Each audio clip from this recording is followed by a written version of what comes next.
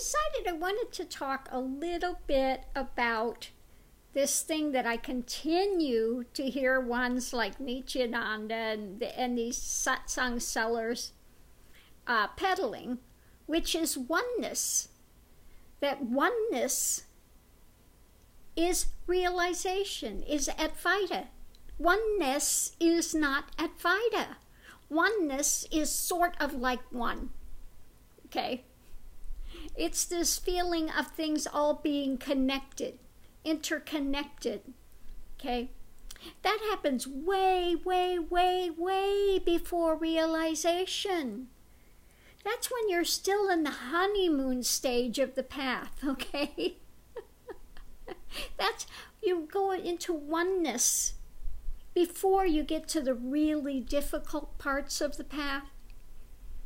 Okay, it's like when you get married and you're in the honeymoon bliss stage before the actual hard work starts, where you start grinding on each other's nerves, and what you thought was so cute when you met them has now become the bane of your existence, okay? And I think that most people that are married can relate to that, okay? So again, you know, oneness is something that happens way, way early on. And you get these ones trying to say, oh, you've entered enlightenment. You're in realization. That's it, you're there. Well, granted, it's a very blissful state. Okay? Just like God realization is a very blissful state where you can actually see Krishna or Shiva or whoever it is that one is attached to, where you begin to have the eyes that you see him in every animal, you see it in every leaf, in every tree, in every being that's there. That's all you see. That's all your eyes are registering. Okay? Happens way before realization. Okay? So this God realization and oneness are early on in the early stages. Okay, before one gets to the really difficult parts of the path. They're there to spur you on, to say there is something more, okay, to open you to that awareness that there is something greater than you, something greater than what the eyes are registering, okay. So, again, I just wanted to clear that up. Realization is a total dismantling of the egoism, the meism.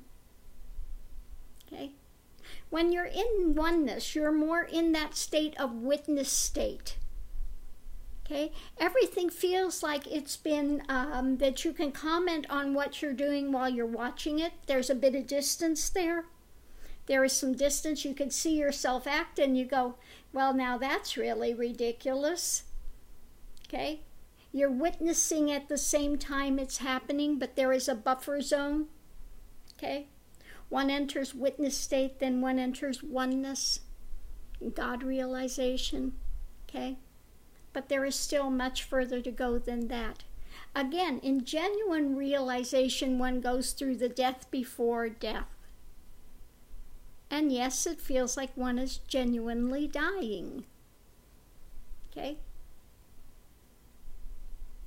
This whole story that one concocted around a body, that they think this body is a me, dismantles.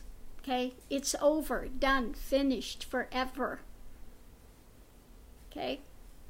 Now, there are a lot of things that happen on the path before one gets to the point to show you I am not this body.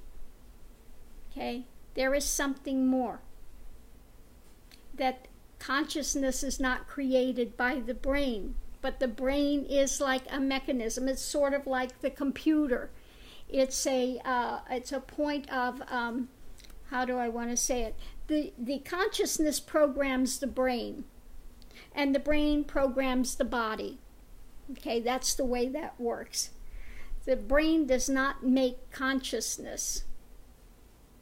The brain is a midpoint between spirit, consciousness, and form. Okay, that's the way that works. Okay, again, a lot of things they have backwards. They have the cart before the horse, just like those that are teaching Kundalini yoga. When Kundalini actually awakens, these yoga moves that they're trying to teach in classes happen spontaneously.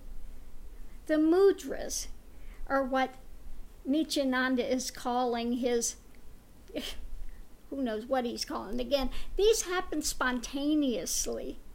That happens in the midst of the path. It's not a big avatar thing. It happens in the midst of the path.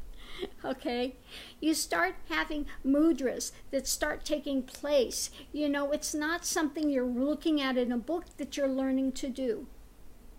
And don't be surprised what kind of shape your body can get in when you are in that level. The yoga, it starts to get one ready for the deeper things, okay? That's what these yoga postures and things are for. To start to still one, to start to connect byways, pathways in the energetic body. Okay, that's what these type of things do. Anyway, these things will happen spontaneously. It's not something you go to a class to learn. Okay, when it's done connecting the pathways, it falls away, not needed any longer. Doesn't mean you can't keep doing yoga moves if you want to, but it's not needed, okay, in the movement going forward to realization, okay. So again, I just wanted to bring a little bit more knowledge about how that works, that oneness is not Advaita. It's so far away from Advaita as to be laughable. It's like trying to say kindergarten because you finished kindergarten and are progressing into first grade that you've completed college. Okay? You haven't completed college. You're still in kindergarten, okay? So again, please don't be conned into thinking that oneness, or, you know, like the song sellers like to say, there's nothing to get. There's nowhere to go. You're already that. All you have to do is convince yourself of it. Say an affirmation and believe it. And that's all you have to do. You know, and then we get ones like a former student that's out there that's saying that they're enlightened. I'm not enlightened, yet they couldn't even name the name of the path. They become the Advaita police. They read a book and then they become the Advaita police. Okay, you're not speaking Advaita. If I spoke Advaita, what good is it going to help anybody that's in divisionary mind? Okay? Okay. So again, when one goes into the state of actual genuine Advaita, Turiyatita, when one is living that consciousness, for many years it's very difficult to say the word I, me, because it doesn't compute anymore.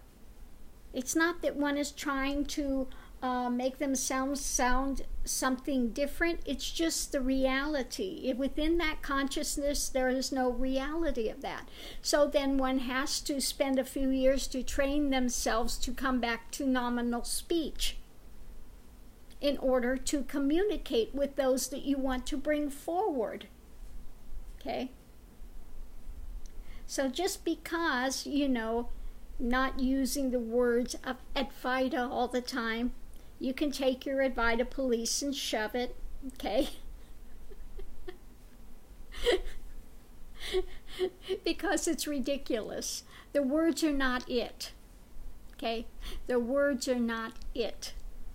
So it doesn't matter how much these ones want to say they're in Advaita, and they've read some books, and they can spout a lingo, and want to make you think that that's the same as actually being there. You can't fool yourself. If you've got thoughts running in your mind, then you're not there. Unless the mind is absolutely still, absolutely quiet, and one has that still point, you have further to go. Okay? So I'm going to leave this here for now. But I just wanted to clarify that because I see so many preaching oneness. Oneness means sort of like one. Okay? Or they'll say it's all one. Well, it's not one. It's actually the zero. One can be subdivided into many. Therefore, it is in the realm of Advaita. The zero cannot be subdivided. Okay? Advaita is more of the zero than it is the one. Okay? Advaita is the zero. That's why I call it 0 point balance. Okay? It is not divisible. Okay? That's why it's like quantum. If you understand quantum, you'll understand it's the zero. The zero is the quantum. Okay? So I'm going to leave this here for now. Thank you for tuning in. Hopefully it's helped for some understanding, you know. But again, for me to sit here and speak in Advaita realm, Advaita speak, what good is it going to do anyone? When you're in the consciousness of Advaita, the visionary world, it's not going to benefit you for me to talk in realm of Advaita. Okay, so I'm going to leave this here. Have a great evening. Thank you for tuning in. See you online.